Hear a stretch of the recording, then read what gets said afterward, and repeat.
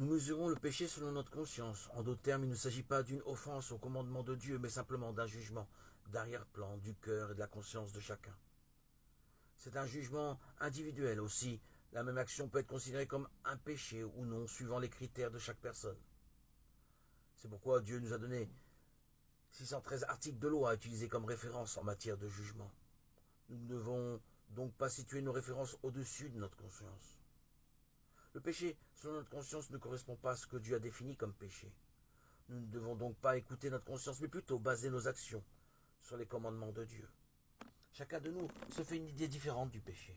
Certains pensent que ce sont leurs défauts et d'autres que ce sont leurs attitudes perverses.